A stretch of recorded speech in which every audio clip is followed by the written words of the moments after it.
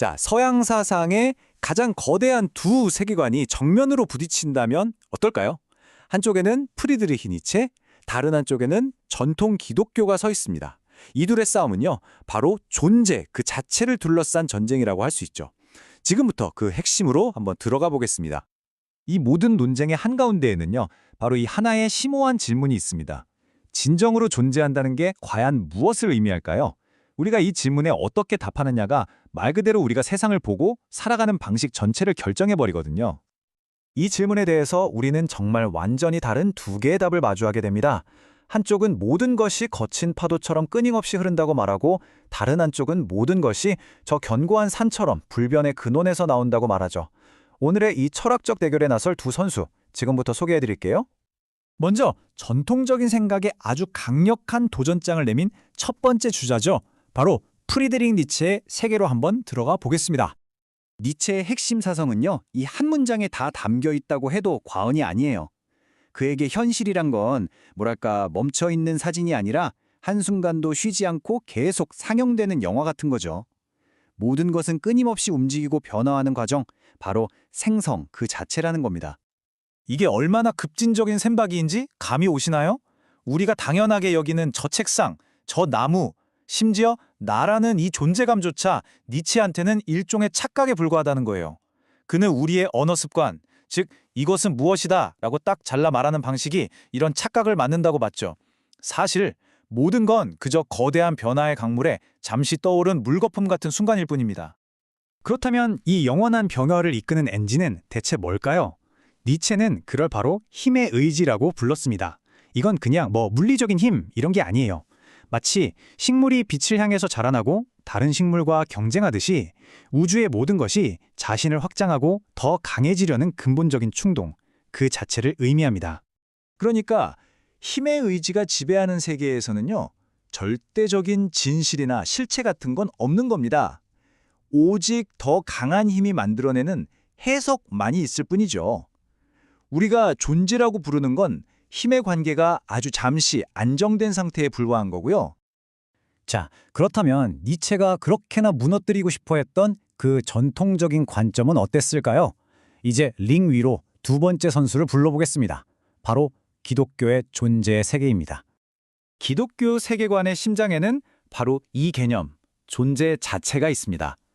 어거스틴과 아퀴나스로 대표되는 고전적인 관점에서 신은 세상에서 제일 큰 파도가 아니라 아예 그 파도를 일으키는 바다 그 자체와 같다는 거죠. 즉, 수많은 존재들 중 하나가 아니라 모든 존재를 가능하게 하는 바로 그 근원, 존재 그 자체라는 겁니다.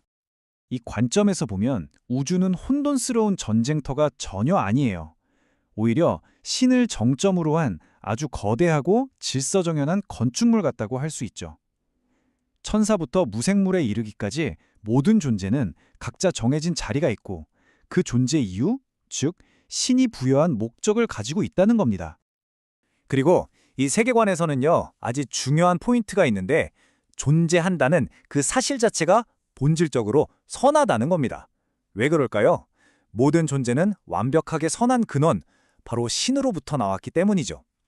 존재에 대한 이해가 곧 윤리의 기초가 되는 셈입니다. 좋습니다. 이제 두 성수를 모두 살펴봤으니 한번 직접 맞붙여 봐야겠죠? 이 두 사상이 대체 어떻게 충돌하는지 지금부터 명확하게 보여드리겠습니다. 자, 이 표를 보시면 두 세계관이 얼마나 다른지 그냥 한눈에 딱 들어오죠? 이건 뿌리부터가 다릅니다. 니체에게 존재의 근원은 없지만 기독교에는 신이 있죠. 니체의 세계가 역동적인 혼돈이라면 기독교의 세계는 목적을 가진 질서입니다. 특히 가장 큰 차이는 역시 윤리예요. 니체는 인간이 가치를 직접 만들어야 한다고 외치지만 기독교는 선한 가치가 이미 새삼에 주어져 있다고 말하죠. 말 그대로 모든 지점에서 정면으로 충돌하고 있습니다. 그렇다면 기독교적인 관점에서는 니체의 철학에 어떤 근본적인 질문들을 던질 수 있을까요? 지금부터 그 날카로운 반격을 한번 살펴보겠습니다. 기독교적 관점의 첫 번째 질문은 바로 그 근원을 향합니다. 니체는 모든 게 힘의 의지가 흐르는 과정이라고 했죠. 좋습니다. 그런데 그 흐름은 대체 어디서 시작된 걸까요? 그 최초의 원인에 대해서는 설명하지 못한다는 비판에 부딪히는 거죠. 다시 말해 니체는 현상이 무엇인지, 그러니까 힘의 흐름이라는 건 생생하게 묘사하는데 그게 궁극적으로 왜 그리고 어디로부터 시작됐는지에 대한 답은 결국 주지 못한다는 한계에 부딪힌다는 겁니다. 두 번째 비판은 윤리의 문제입니다. 좋아요. 객관적인 선이 없다고 칩시다. 그러면 강한 자가 약한 자를 지배하는 그 힘의 의지가 왜 단순한 폭력이 아니라 선한 것이라고 말할 수 있죠? 이게 그냥 약육강식의 논리로 변질되는 걸 대체 무엇이 막을 수 있을까요? 바로 이 지점이 기독교적 관점에서 가장 우려하는 부분입니다. 절대적인 선악의 기준이 사라져버리면 도덕은 그냥 힘 있는 사람의 목소리 큰 주장이 되어버릴 위험이 너무 크다는 거죠. 결국 정의로운 사회를 지탱하는 기반 자체가 흔들릴 수 있다는 겁니다. 그리고 세 번째 비판은 인간의 역할에 대한 겁니다. 니체가 말하는 위버멘시, 스스로 가치를 창조하는 초인. 이거 결국 인간이 신의 자리를 차지하려는 시도 아니냐라는 질문을 던지는 거죠. 기독교적인 관점에서 보면 인간은 어디까지나 피조물이에요. 스스로 존재나 가치의 근원이 될 수가 없죠. 그렇기 때문에 스스로 신이 되려는 시도는 가장 근본적인 오류, 그러니까 성경에 나오는 그 최초의 유혹과 똑같다고 보는 겁니다. 자, 이제 정말 마지막 결론입니다. 이 거대한 철학적 싸움이 오늘날을 살아가는 우리에게 왜 그렇게 중요한지 한번 정리해 보겠습니다. 결국 우리는 완전히 다른 두 개의 우주 앞에 서 있는 셈입니다. 하나는 내가 직접 의미를 만들어가야 하는 창조적이지만 혼돈스러운 세계, 다른 하나는 이미 주어진 의미와 목적을 발견해 나가는 질서 있는 세계. 이 둘 사이에는 타협점이 없어 보이죠. 그래서 이 마지막 질문은요, 바로 여러분 자신에게 돌아갑니다. 여러분이 지금 발딛고 서 있는 이 세상은 니체가 말한 끝없는 생성의 강인가요? 아니면 기독교가 말하는 불변의 근원을 가진 의미 있는 창조물인가요? 이 질문에 대한 여러분의 답이 아마 여러분의 삶 전체를 이끌어갈 겁니다. 예, 재밌게 잘 들어봤네요. 마지막 프레젠테이션까지 들어봤는데요. 기독교가 존재를 보는 관점과 니체가 보는 관점을 비교를 해보고 기독교적인 관점에서 니체의 관점을 한번 비판적으로 평가를 해보는 그런 프레젠테이션인데요.